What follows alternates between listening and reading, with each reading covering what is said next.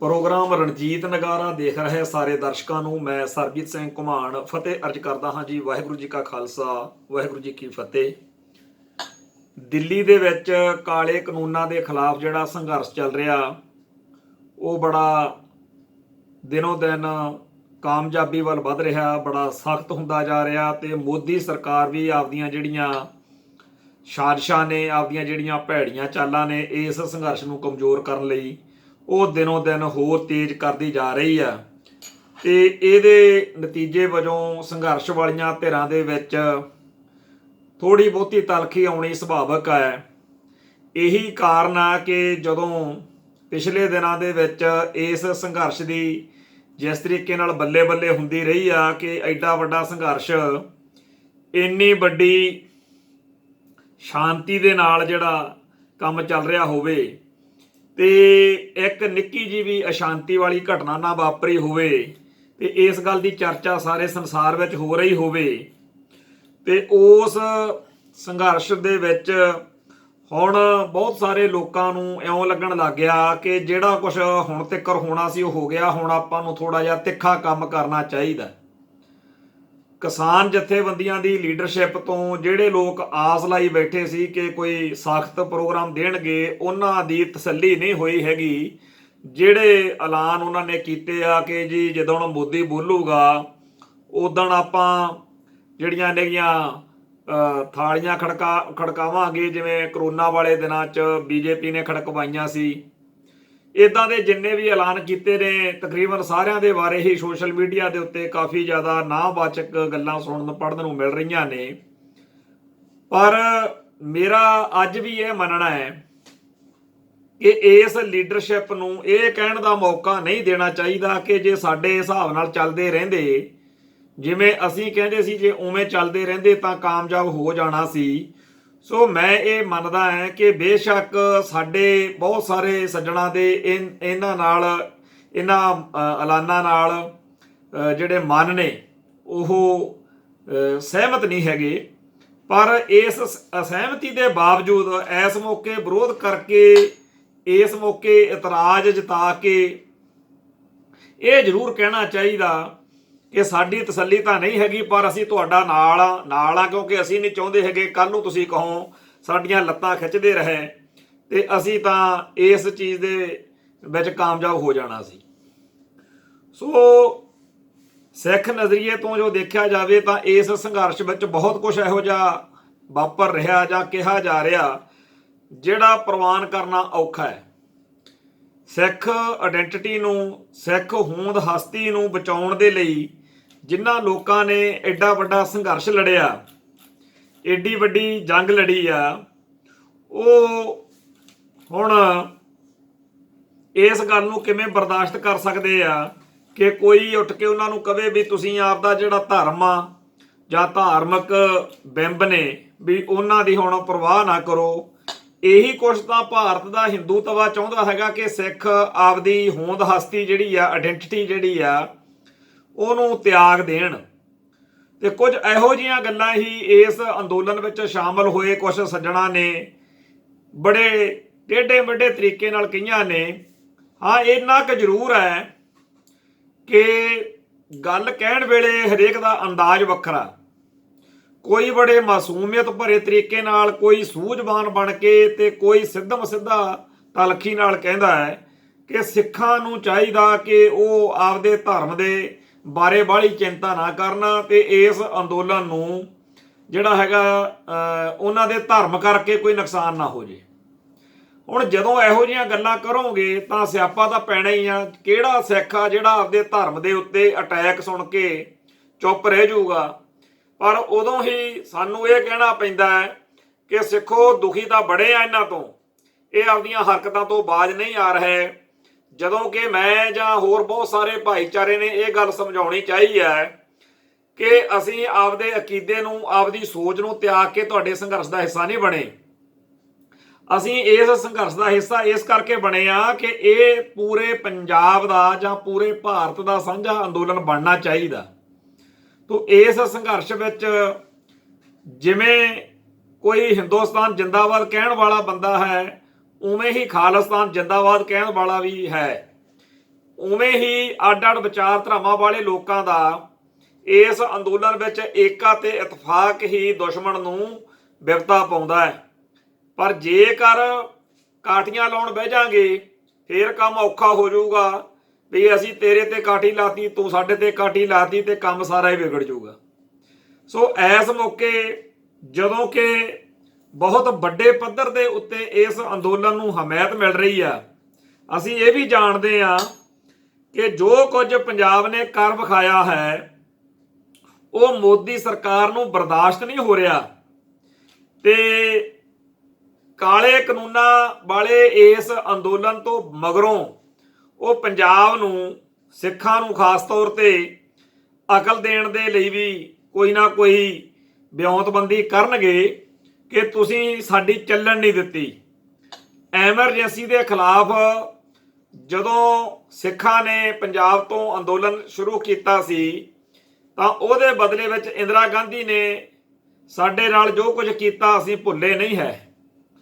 ਹੁਣ ਨਰਿੰਦਰ ਮੋਦੀ ਜਿਹੜਾ ਹੈ ਉਹ ਪੂਰਾ ਤਾਣ ਲਾ ਕੇ ਇਹ ਦਰਸਾ ਰਿਹਾ ਕਿ ਮੈਂ ਤਾਂ ਸਿੱਖਾਂ ਦਾ ਬੜਾ ਚਹੇਤਾ, ਤੇ ਸਿੱਖਾਂ ਨੂੰ ਇਹ ਜਚਾਉਣ ਦੇ ਲਈ ਕਦੇ ਗੁਰਦੁਆਰਾ ਰਕਾਬਗੰਜ ਸਾਹਿਬ ਜਾ ਕੇ ਮੱਥਾ ਟੇਕਣਾ ਪੈਂਦਾ ਹੈ, ਕਦੇ ਕੁਛ ਕਰਦਾ ਹੈ। ਪਰ ਹਕੀਕਤ ਇਹੀ ਆ ਕਿ ਉਹਦੀ ਇੱਛਾ, ਉਹਦੇ ਮਨ ਦੀ ਮੌਜ ਇਹੀ ਆ ਕਿ ਜਿਹੜੇ ਕਾਲੇ ਕਾਨੂੰਨ ਨੇ ਇਹ ਰੱਦ ਨਾ ਕਰਨੇ ਪੈਣ ਤੇ ਇਹਨਾਂ ਵਿੱਚ ਸੋਧਾਂ ਸਾਧਾਂ ਕਰਵਾ ਕੇ ਡੰਗ ਸਰ ਜਾਵੇ। ਹੁਣ ਜਿਹੜਾ ਅਸੀਂ ਪੰਜਾਬ ਦੇ ਹਿਸਾਬ ਨਾਲ ਜੇ ਦੇਖੀਏ, ਇੱਥੇ ਜੇ ਕੋਈ ਸੱਪ ਨਿਕਲ ਆਵੇ, ਕਾਲਾ ਫਨੀਅਰ ਨਾਗ ਨਿਕਲ ਆਵੇ ਨਾ, ਤਾਂ ਜਦੋਂ ਉਹਨੂੰ ਮਾਰ ਕੇ ਕਦੇ ਟੰਗੀ ਦਾ ਨਹੀਂ ਹੈਗਾ ਵੀ ਘਰੇ ਕਿਸੇ ਦੇ ਸ਼ੋ ਪੀਸ਼ ਵਾਂਗੂ ਟੰਗਿਆ ਹੋਵੇ। ਲੋਕਾਂ ਦੇ ਵਿੱਚ ਬੜਾ ਰਿਵਾਜ ਰਿਹਾ, ਹੁਣ ਤਾਂ ਘੱਟ ਵਾ, ਪਹਿਲੋਂ ਘਰਾਂ ਦੇ ਵਿੱਚ ਹਿਰਨ ਦਾ ਮਾਰ ਕੇ ਸਿਰ ਜਿਹੜਾ ਤੂੜੀ ਭਰ ਕੇ ਵਿੱਚ ਉਹ ਟੰਗਿਆ ਹੋਣਾ, ਕਈ ਘਰਾਂ ਦੇ ਵਿੱਚ ਸ਼ੇਰ ਮਾਰ ਕੇ ਟੰਗਿਆ ਹੋਣਾ, ਕਿਉਂਕਿ ਪਹਿਲਾਂ ਇਹੋ ਇਸ ਤਰ੍ਹਾਂ ਦੀ ਬਿਰਤੀ ਸੀ। ਹੁਣ ਮਾਹੌਲ ਹੋਰ ਆ, ਹੁਣ ਇਦਾਂ ਜਾਨਵਰਾਂ ਦੇ ਸਿਰ ਮਾਰ ਕੇ ਟੰਗਣ ਵਾਲੀ ਗੱਲ ਨੂੰ ਸਗੋਂ ਤੇ ਗਲਤ ਮੰਨਿਆ ਜਾਂਦਾ ਹੈ। ਪਰ ਕਿਸੇ ਵੇਲੇ ਇਹ ਪੰਜਾਬ ਦੇ ਵਿੱਚ ਜੰਗਲੀ ਜਾਨਵਰਾਂ ਦਾ ਸ਼ਿਕਾਰ ਕਰਕੇ ਆਪਦੀ ਦਲੇਰੀ, ਆਪਦੀ ਧੱਕੜਪੁਣਾ, ਆਪਦੀ ਬਹਾਦਰੀ ਦਿਖਾਉਣ ਦਾ ਇੱਕ ਇਹ ਅੰਦਾਜ਼ ਰਿਹਾ। ਪਰ ਕਦੇ ਕਿਸੇ ਨੇ ਸੱਪ ਮਾਰ ਕੇ ਆਪਦੇ ਘਰ ਡਰਾਇੰਗ ਰੂਮ 'ਚ ਨਹੀਂ ਰੱਖਿਆ ਸੀਗਾ ਵੀ ਆਹ ਪਿਆ ਜੀ ਸੱਪ ਤੇ ਅਸੀਂ ਮਾਰਿਆ ਸੀ ਏਡੇ ਫੁੱਟ ਲੰਮਾ। ਸੱਪ ਜਦੋਂ ਵੀ ਮਾਰੀਦਾ, ਮਾਰ ਕੇ ਉਹਨੂੰ ਫਿਰ ਡੂੰਘਾ ਦੱਬੀ ਦਾ, ਉੱਤੇ ਕੱਪੜਾ ਪਾ ਦੇਈਦਾ ਤੇ ਨਾਲ ਨੂਣ ਪਾ ਦੇਈਦਾ ਤਾਂ ਕਿ ਛੇਤੀ ਗਲ ਜਾਵੇ। ਹੁਣ ਇਹ ਜਿਹੜੇ 3 ਕਾਲੇ ਕਾਨੂੰਨ ਨੇ ਇਹ ਸਾਡੇ ਲਈ ਫਨੀਅਰ ਨਾਗ ਨੇਗੇ, ਤੇ ਇਹ ਫਨੀਅਰ ਨਾਗ ਜਿਹੜੇ ਨੇ ਇਹਨਾਂ ਦਾ ਸਦਾ ਲਈ ਭੋਗ ਪਾ ਕੇ ਡੂੰਘਾ ਦੱਬਣਾ ਅਤ ਜ਼ਰੂਰੀ ਹੈ।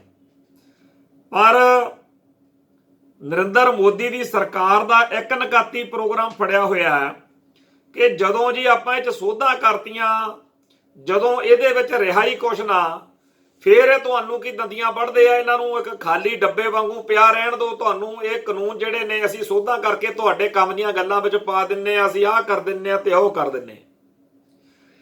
ਜਿੱਥੇ ਸਾਡਾ ਕਹਿਣਾ ਹੈ ਕਿ ਕਦੇ ਕਿਸੇ ਨੇ ਮਰਿਆ ਹੋਇਆ ਸੱਪ ਨਹੀਂ ਸਾਂਭ ਕੇ ਰੱਖਿਆ, ਉਵੇਂ ਇਸ ਕਾਲੇ ਕਾਨੂੰਨਾਂ ਦੇ ਰੂਪ ਦੇ ਵਿੱਚ ਜਿਹੜੇ ਫਨੀਅਰ ਨਾਗ ਨੇ, ਇਹਨਾਂ ਨੂੰ ਜਦੋਂ ਤੁਸੀਂ ਕਹਿੰਦੇ ਹੋ ਵਿੱਚੋਂ ਕੁਝ ਰਹਿਣ ਹੀ ਨਹੀਂ ਦੇਣਾ ਤੁਹਾਡੇ ਕੰਮ ਦਾ, ਤਾਂ ਫਿਰ ਇਹਨਾਂ ਨੂੰ ਸਾਂਭ ਕੇ ਵੀ ਕੀ ਕਰਨਾ। ਦੂਜੀ ਗੱਲ ਇਹਦੇ ਨਾਲੋਂ ਜ਼ਿਆਦਾ ਅਹਿਮ ਹੈ ਕਿ ਜਦੋਂ ਤੁਹਾਡੇ ਮੁਲਕ ਦਾ ਬਣਾਇਆ ਹੋਇਆ ਸੰਵਿਧਾਨ ਜਿਹੜਾ ਹੈ ਉਹ ਆਗਿਆ ਨਹੀਂ ਦਿੰਦਾ, ਸੰਵਿਧਾਨ ਦੇ ਵਿੱਚ ਇਹ ਲਿਖਿਆ ਹੋਇਆ ਕਿ ਇਸ ਤਰ੍ਹਾਂ ਦੇ ਜਿਹੜੇ ਕਾਨੂੰਨ ਨੇ ਉਹ ਬਣਾਉਣ ਦਾ ਹੱਕ ਆ ਜਿਹੜਾ ਉਹ ਸੂਬਾ ਸਰਕਾਰਾਂ ਨੂੰ ਆ, ਤੇ ਜੇ ਅੱਜ ਇਹ ਕਾਨੂੰਨ ਮੰਨ ਲਿਆ ਤਾਂ ਫਿਰ ਕੱਲ ਨੂੰ ਹੋਰ ਕਾਨੂੰਨ ਵੀ ਜਿਹੜੇ ਨੇ, ਜਿਹੜੇ ਸੂਬਾ ਸਰਕਾਰਾਂ ਦੇ ਅਧਿਕਾਰ ਵਿੱਚ ਨੇ, ਉਹ ਇਹ ਕੇਂਦਰ ਸਰਕਾਰ ਬਣਾ ਕੇ ਲੋਕਾਂ ਦੇ ਉੱਤੇ ਥੋਪਿਆ ਕਰੇਗੀ। ਤੇ ਜਿਹੜਾ ਇੱਕ ਮੁਲਕ, ਇੱਕ ਬੋਲੀ, ਇੱਕ ਪਹਿਰਾਵਾ, ਇੱਕ ਸੱਭਿਆਚਾਰ ਵਾਲਾ RSS ਦਾ ਫਾਨਾ ਠੋਕਿਆ ਹੋਇਆ ਉਹ ਪੂਰਾ ਹੋਏਗਾ। ਸੋ ਅਸੀਂ ਬਾਕੀ ਭਾਰਤ ਦੇ ਵਾਂਗੂ ਸੁਸਰੀ ਵਾਂਗੂ ਸੌਣ ਵਾਲੇ ਲੋਕ ਨਹੀਂ ਹੈਗੇ। ਬਾਕੀ ਭਾਰਤ ਨੂੰ ਸਰ ਜੂਗਾ, ਪਰ ਸਾਨੂੰ ਬੜੀ ਤਕਲੀਫ ਆ ਕਿ ਅਸੀਂ ਇਹੋ ਜਿਹਾ ਕੋਈ ਸਿਸਟਮ ਨਹੀਂ ਚਾਹੁੰਦੇ ਜਿਹੜਾ ਸਾਡੀ ਆਇਡੈਂਟੀਟੀ, ਸਾਡੀ ਹੋਂਦ ਹਸਤੀ, ਸਾਡੀ ਪਛਾਣ ਲਈ ਖਤਰਾ ਬਣ ਸਕੇ। ਤੇ ਅਸੀਂ ਇਸ ਗੱਲੋਂ ਵੀ ਬੜੇ ਦੁਖੀ ਆ ਕਿ ਇਦੋਂ ਪਹਿਲਾਂ ਜਿਹੜਾ ਐਜੂਕੇਸ਼ਨ ਪਾਲਿਸੀ ਦਾ ਖਰੜਾ ਪਿਛਲੇ ਸਾਲ ਪਾਸ ਕੀਤਾ ਗਿਆ, ਜਿਹਦੇ ਵਿੱਚ ਸਾਰਾ ਬ੍ਰਾਹਮਣਵਾਦੀ ਤਰੀਕੇ ਦੇ ਨਾਲ ਭਾਰਤੀ ਸੰਵਿਧਾਨ ਜਿਹੜਾ ਹੈਗਾ, ਭਾਰਤੀ ਐਜੂਕੇਸ਼ਨ ਪਾਲਿਸੀ ਬਣਾਈ ਜਾ ਰਹੀ ਹੈ। ਕਿਸੇ ਵੇਲੇ ਪੰਡਤ ਮਦਨ ਮੋਹਨ ਮਾਲਵੀਆ ਨੂੰ ਗਿਆਨੀ ਸ਼ੇਰ ਸਿੰਘ ਕਹਿੰਦੇ ਵੀ ਪੰਡਤ ਜੀ ਵੀ ਮੁਸਲਮਾਨ ਜਿਹੜੇ ਨੇ, ਜਿਹੜੇ ਭਾਰਤ ਵਿੱਚ ਰਹਿ ਜਾਣਗੇ, ਇਹਨਾਂ ਦਾ ਕੀ ਕਰਾਂਗੇ? ਇਹਨਾਂ ਨੂੰ ਵੀ ਜਾਣ ਦਿਓ ਜਿਹੜੇ ਜਾਣਾ ਚਾਹੁੰਦੇ ਆ। ਤੁਸੀਂ ਕਿਉਂ ਕਰਦੇ ਹੋ ਜੈਦ ਵੀ ਭਾਰਤ ਵਿੱਚ ਮੁਸਲਮਾਨ ਰਹਿ ਜਾਣ ਜਿਹੜੇ ਰਹਿਣਾ ਚਾਹੁੰਦੇ ਆ? ਤਾਂ ਪੰਡਤ ਮਦਨ ਮੋਹਨ ਮਾਲਵੀਆ ਕਹਿੰਦਾ ਹੈ ਬਈ ज्ञानी जी आप मुसलमानों की चिंता मत करें, इन मुसलमानों की मुसलमानी तो हम विद्या नीति में संशोधन करके निकाल देंगे।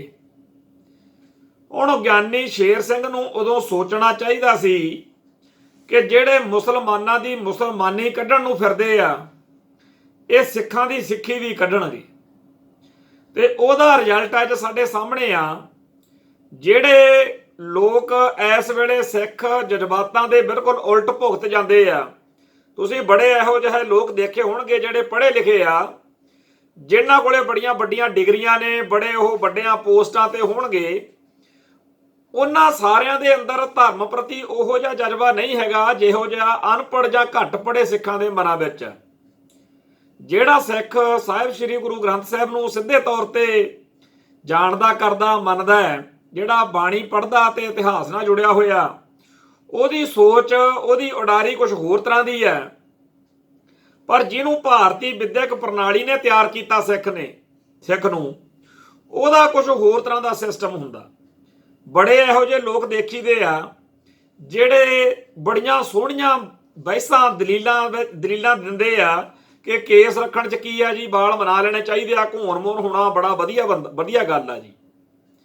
ਅਸੀਂ ਇੱਕ ਇਹੋ ਜਿਹੀ ਦੁਕਾਨ ਦੇਖੀ ਜਿੱਥੇ ਲਿਖਿਆ ਹੋਇਆ ਗੋਡ ਮੇਕਸ ਮੈਨ, ਵੀ ਮੇਕਸ ਜੈਂਟਲਮੈਨ, ਵੀ ਅਸੀਂ ਵਧੀਆ ਬੰਦੇ ਤਾਂ ਅਸੀਂ ਬਣਾਉਂਦੇ ਆ, ਰੱਬ ਤਾਂ ਇਕੱਲੇ ਬੰਦੇ ਹੀ ਬਣਾਉਂਦਾ। ਉਹਨੂੰ ਸਮਝਾਇਆ, ਉਹਨੇ ਖੈਰ ਗੱਲ ਮੰਨ ਲਈ। ਪਰ ਮੈਂ ਇਹ ਗੱਲ ਕਹਿਣੀ ਚਾਹੁੰਦਾ ਕਿ ਭਾਰਤੀ ਵਿਦਿਅਕ ਪ੍ਰਣਾਲੀ ਦੇ ਅਸਰ ਹੇਠ ਸਾਡੇ ਜਿਹੜੇ ਬੱਚੇ ਨੇ ਉਹ ਸਿੱਖੀ ਜਾਂ ਸਿੱਖ ਧਰਮ ਤੋਂ ਟੁੱਟ ਜਾਂਦੇ ਆ।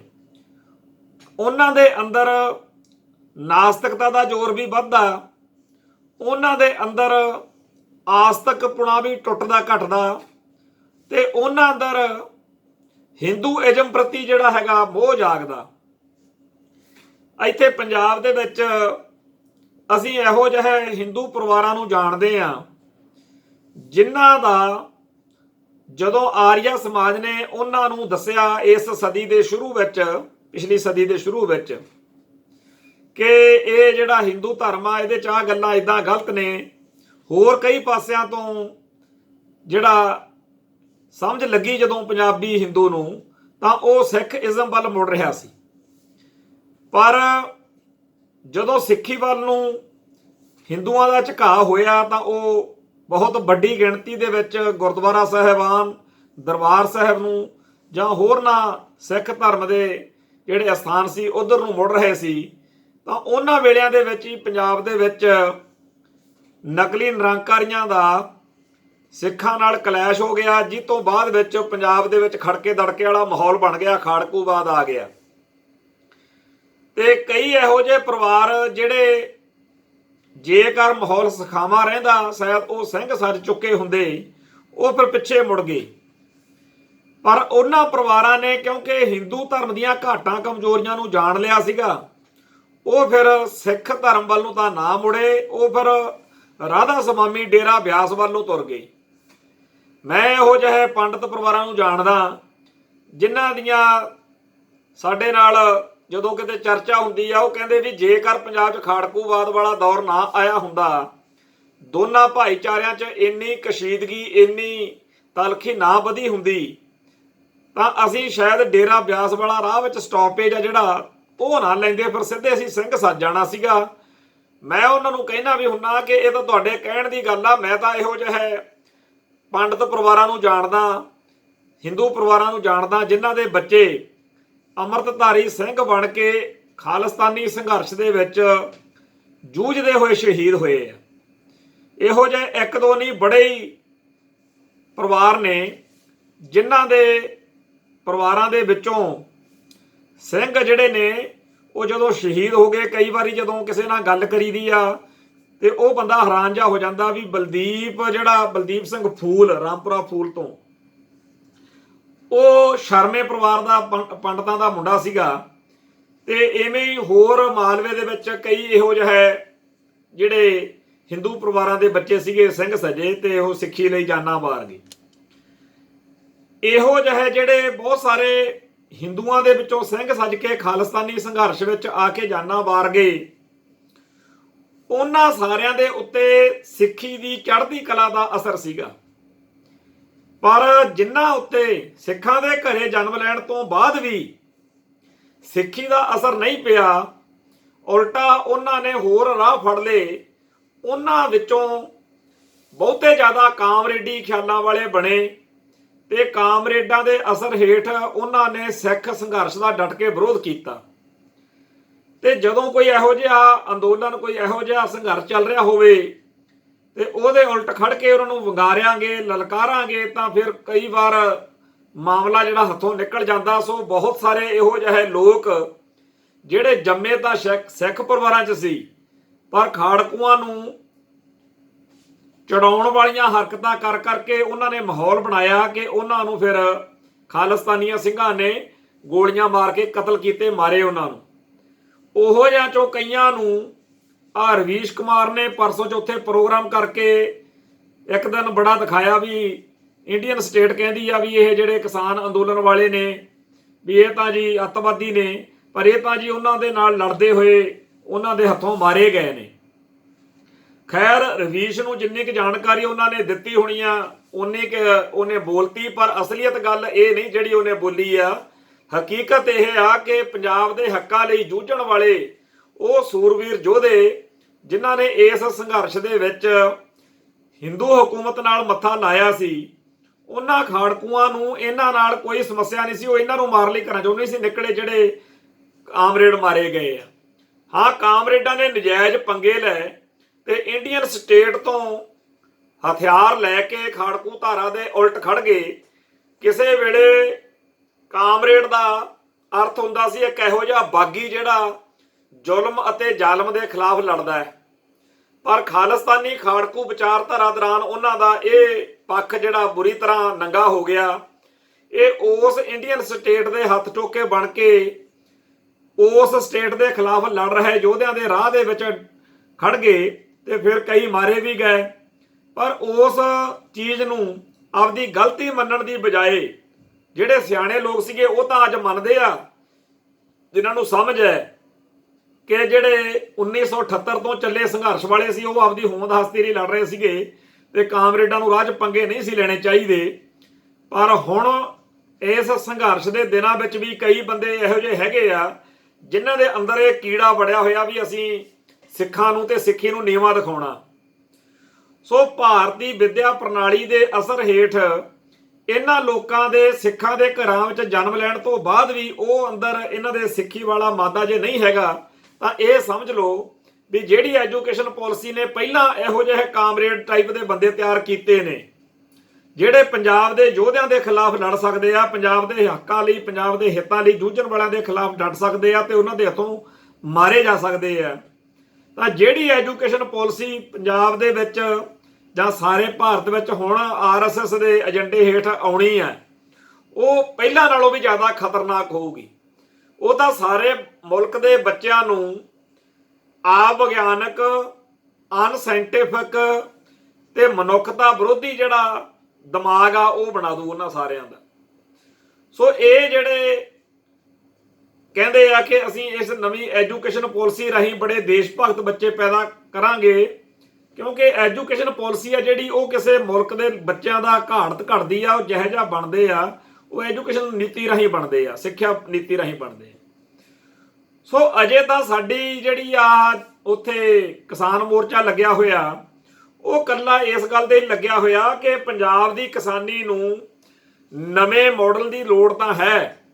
ਖੇਤੀ ਵਿੱਚ ਖੇਤੀ ਬਾਰੇ ਨਵੀਂ ਨੀਤੀ ਦੀ ਲੋੜ ਤਾਂ ਹੈ, ਕਿਉਂਕਿ ਪਹਿਲੀ ਨੀਤੀ ਜੇ ਚੰਗੀ ਹੁੰਦੀ ਤਾਂ ਖੁਦਕੁਸ਼ੀਆਂ ਨਾ ਕਰਨੀਆਂ ਪੈਂਦੀਆਂ।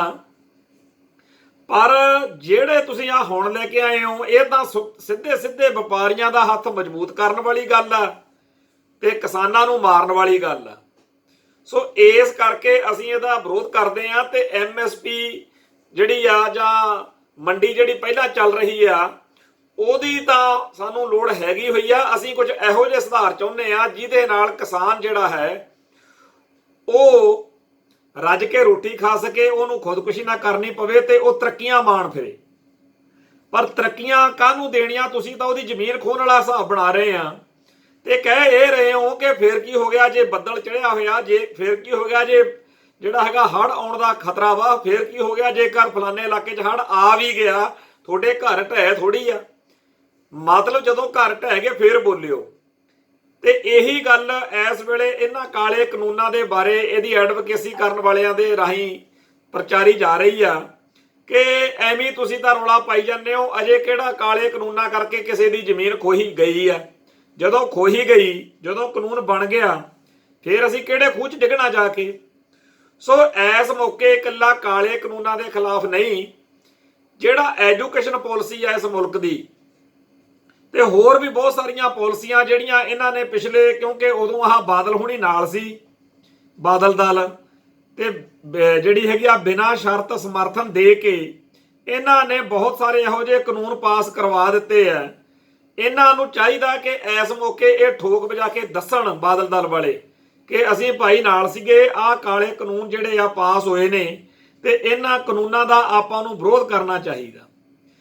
ਹੁਣ ਪਰ ਇਹਨਾਂ ਦਾ ਹਾਲ ਤਾਂ ਇਹ ਹੈਗਾ ਕਿ ਇਹਨਾਂ ਦਾ ਬਸ ਚੱਲਦੇ ਤਾਂ ਇਹ ਹੁਣ ਬਣਾ ਕੋਈ ਇਹੋ ਜਿਹੀ ਗੱਲ ਕਰਨ, ਕਿਉਂਕਿ ਅਸਲ ਵਿੱਚ ਜਦੋਂ ਬਰਗਾੜੀ ਮੋਰਚੇ ਵੇਲੇ ਇਹ ਨੰਗੇ ਹੋ ਗਏ, ਜਦੋਂ ਲੋਕਾਂ ਨੂੰ ਪਤਾ ਲੱਗ ਗਿਆ ਕਿ ਗੁਰੂ ਗ੍ਰੰਥ ਸਾਹਿਬ ਜੀ ਦੇ ਪਾਵਨ ਸਰੂਪਾਂ ਦੀ ਬੇਅਦਬੀ ਕਰਨ ਵਾਲੀ ਟੀਮ ਦਾ ਇਹ ਸਾਥ ਦਿੰਦੇ ਰਹੇ ਆ, ਤਾਂ ਇਹਨਾਂ ਨੇ ਪੰਥ ਤਾਂ ਗਵਾ ਲਿਆ। ਇਹਨਾਂ ਨੂੰ ਪਤਾ ਲੱਗ ਗਿਆ ਕਿ ਸਾਨੂੰ ਵੋਟ ਨਹੀਂ ਪੈਣੀ, ਜਿਹੜੀ ਕਿ 2017 ਦੇ ਵਿੱਚ ਪਈ ਨਹੀਂ।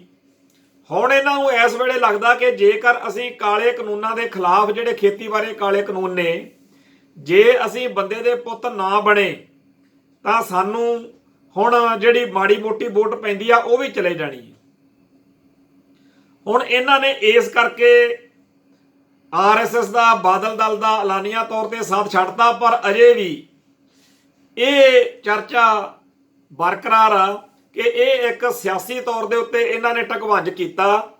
ਬਾਦਲ ਦਲ ਅਜੇ ਵੀ RSS ਨਾਲ, ਭਾਜਪਾ ਨਾਲ ਅੰਦਰ ਖਾਤੇ ਸੁਰ ਮਿਲਾ ਕੇ ਚੱਲਦਾ ਕਿ ਜਦੋਂ ਇਸ ਕਿਸਾਨਾਂ ਵਾਲੇ ਕਾਲੇ ਕਾਨੂੰਨਾਂ ਦਾ ਮਸਲਾ ਹੱਲ ਹੋ ਜਾਊਗਾ ਵੀ ਉਦੋਂ ਫਿਰ ਦੁਬਾਰਾ ਭਾਜਪਾ ਨਾਲ ਸੁਰ ਸਾਂਝ ਬਣਾ ਕੇ ਅਗਲੀ ਖੇਡ ਖੇਡ ਲਾਂਗੇ। 1984 ਦੇ ਦਰਬਾਰ ਸਾਹਿਬ ਦੇ ਹਮਲੇ ਮੌਕੇ ਕੈਪਟਨ ਅਮਰਿੰਦਰ ਸਿੰਘ ਨੇ ਰਿਜ਼ਾਈਨ ਕਰਤਾ ਸੀਗਾ ਉਹਦੇ ਤੋਂ, ਕਾਂਗਰਸ ਪਾਰਟੀ ਤੋਂ, ਮੈਂਬਰ ਪਾਰਲੀਮੈਂਟ ਤੋਂ ਅਸਤੀਫਾ ਦੇ ਦਿੱਤਾ ਸੀ ਉਹਨੇ। ਪਰ 15-20 ਸਾਲ ਉਹ ਇੱਧਰ ਘੁੰਮਦਾ ਰਿਹਾ ਪੰਥ ਵਾਲੇ ਪਾਸੇ। ਅਖੀਰ ਉਹ ਫਿਰ ਛਾਲ ਮਾਰ ਕੇ ਉਸੇ ਕਾਂਗਰਸ ਵਿੱਚ ਗਿਆ ਤੇ ਹੁਣ ਦੂਜੀ ਵਾਰ ਕਾਂਗਰਸ ਵੱਲੋਂ ਮੁੱਖ ਮੰਤਰੀ ਦੀ ਕੁਰਸੀ ਭੋਗ ਰਿਹਾ। ਇਵੇਂ ਹੀ ਬਾਦਲ ਦਲ ਜਿਹੜਾ ਹੈ ਉਹ ਤਾਂ ਇਹ ਚਾਹੁੰਦਾ ਕਿ ਜਦੋਂ ਲੋਕ ਗੱਲ ਕਰਨ ਤਾਂ ਇਹ ਕਹਿਣ ਕਿ ਜਦੋਂ ਕਾਲੇ ਕਾਨੂੰਨ ਖੇਤੀ ਦੇ ਖਿਲਾਫ ਅੰਦੋਲਨ ਚੱਲਿਆ ਉਦੋਂ ਇਹ ਲੋਕ ਜਿਹੜੇ ਸੀ ਇਹ ਉਸ ਮੌਕੇ BJP ਦੇ ਨਾਲ ਨਹੀਂ ਸੀ। ਜਦੋਂ ਇਹ ਮਸਲਾ ਨਿਬੜ ਗਿਆ ਉਦੋਂ ਬਾਅਦ ਇਹ ਫਿਰ BJP ਨਾਲ ਜਾ ਸਕਦੇ ਆ। ਇਸੇ ਕਰਕੇ ਲੋਕ ਮਖੌਲਾਂ ਕਰਦੇ ਆ ਕਿ ਬਾਦਲ ਦਲ ਵਾਲਿਓ ਤੁਸੀਂ ਅਜੇ ਖਾਕੀ ਕੱਚੇ ਨਹੀਂ ਵਾਪਸ ਕੀਤੇ। ਲੋਕ ਮਜ਼ਾਕ ਨਾਲ ਕਹਿੰਦੇ ਆ, ਅਸਲ ਵਿੱਚ ਉਹ ਗੱਲ ਇਸ ਕਰਕੇ ਕਿਉਂਕਿ ਜਿਹੜੀ RSS ਆ ਉਹਨਾਂ ਨੇ RSS ਵਾਲਿਆਂ ਨੇ ਜਿਹੜੀ ਆਪਦੀ ਯੂਨੀਫਾਰਮ ਬਣਾਈ ਆ ਉਹਦੇ 'ਚ ਖਾਕੀ ਜਾਂ ਕੱਛਾ ਉਹ ਪਾਉਂਦੇ ਆ। ਇਸ ਕਰਕੇ ਖਾਕੀ ਕੱਛੇ ਜਿਹੜੇ ਨੇ ਉਹ ਲੋਕਾਂ ਦੇ ਵਿੱਚ ਬੜਾ ਚਰਚਾ 'ਚ ਰਹਿੰਦੇ ਆ। ਇੱਕ ਵੇਲਾ ਉਹ ਵੀ ਸੀ ਜਦੋਂ ਨਾਨਕਸ਼ਾਹੀ ਕੈਲੰਡਰ ਦਾ ਭੋਗ ਪਿਆ, ਉਦੋਂ ਲੋਕਾਂ ਨੇ ਪੋਸਟਰ ਛਾਪ ਕੇ ਲਾਏ ਜਿਹਦੇ ਵਿੱਚ ਗਿਆਨੀ ਗੁਰਬਚਨ ਸਿੰਘ ਅਕਾਲ ਤਖਤ ਦਾ ਜਥੇਦਾਰ, ਸ਼੍ਰੋਮਣੀ ਕਮੇਟੀ ਦਾ ਪ੍ਰਧਾਨ ਜਥੇਦਾਰ ਅਵਤਾਰ ਸਿੰਘ ਮੱਕੜ ਤੇ ਬਾਦਲ ਸਾਹਿਬ ਵੱਡੇ, ਇਹਨਾਂ ਤਿੰਨਾਂ ਦੇ ਖਾਕੀ ਕੱਛੇ ਪਾ ਕੇ ਆਰਐਸਐਸ ਦੀ ਯੂਨੀਫਾਰਮ ਪਾ ਕੇ ਲੋਕਾਂ ਨੇ ਕਿਹਾ ਕਿ ਅਸਲ ਵਿੱਚ ਇਹ ਬੰਦੇ ਆਰਐਸਐਸ ਦੇ ਏਜੰਡੇ ਤਹਿਤ ਸਿੱਖੀ ਦੀਆਂ ਜੜ੍ਹਾਂ ਵੱਢ ਰਹੇ ਆ। ਜਿਹੜੀਆਂ ਚੀਜ਼ਾਂ ਨਾਲ ਸਿੱਖ ਕੌਮ ਦੀ ਹੋਂਦ ਹਸਤੀ ਬਰਕਰਾਰ ਰਹਿ ਸਕਦੀ ਆ, ਉਹਨਾਂ ਨੂੰ ਇਹ ਨਿਸ਼ਾਨਾ ਬਣਾ ਰਹੇ ਆ। ਸੋ ਇਸ ਵੇਲੇ ਵੀ ਲੋਕਾਂ ਦੇ ਮਨਾਂ ਵਿੱਚ ਇਹੀ ਗੱਲ ਵਸੀ ਹੋਈ ਆ ਕਿ ਕਹਿਣ ਨੂੰ ਬੇਸ਼ੱਕ ਇਹ ਬਾਦਲ ਦਲ ਦੇ ਏਜੰਡੇ ਦੇ ਵਿੱਚ ਗੱਲ ਆਈ ਹੋਵੇ ਕਿ ਆਪਾਂ ਜੀ ਹੁਣ ਭਾਜਪਾ ਦਾ ਸਾਥ ਨਹੀਂ ਦੇਣਾ, ਪਰ ਹਕੀਕਤ ਇਹ ਆ ਕਿ ਖਾਕੀ ਕੱਚੇ ਅਜੇ ਵੀ ਇਹਨਾਂ ਦੇ ਕੋਲ ਨੇ ਤੇ ਇਹ ਆਰਐਸਐਸ ਦੇ ਅਜੇ ਵੀ ਨਾਲ ਹੀ ਨੇ।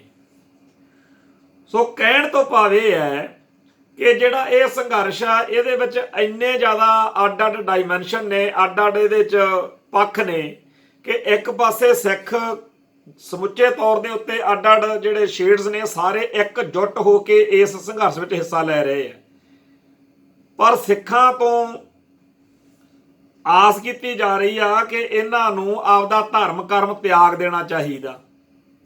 ਹੁਣ ਤਾਂ ਹਟ ਗਏ, ਪਹਿਲਾਂ 2-3 ਦਿਨ ਤਾਂ ਕਾਫੀ ਚੀਕ ਝਾੜਾ ਜਿਹਾ ਪਾਇਆ। ਦੂਜਾ ਇਹਦੇ ਵਿੱਚ ਇਹ ਆ ਕਿ ਸਿੱਖ ਸੰਘਰਸ਼ ਦੌਰਾਨ ਜਿਨ੍ਹਾਂ ਨਕਲੀ ਅਖੌਤੀ ਮਾੜੇ ਮੰਦਭਾਵਨਾ ਵਾਲੇ ਕਾਮਰੇਟਾਂ ਨੇ ਸਿੱਖ ਜਜ਼ਬਾਤਾਂ ਨੂੰ ਵੰਗਾਰਿਆ, ਉਹਨਾਂ ਦੇ ਬਹਾਨੇ ਆਪਦੇ ਆਪ ਨੂੰ ਬੜੇ ਦੁੱਧ ਧੋਤੇ ਤੇ ਜੁਝਾਰੂ ਧਿਰ ਨੂੰ, ਖਾਲਿਸਤਾਨੀ ਧਿਰ ਨੂੰ ਮਾੜਾ ਦਰਸਾਉਣ ਦਾ ਕੰਮ ਵੀ ਚੱਲ ਰਿਹਾ।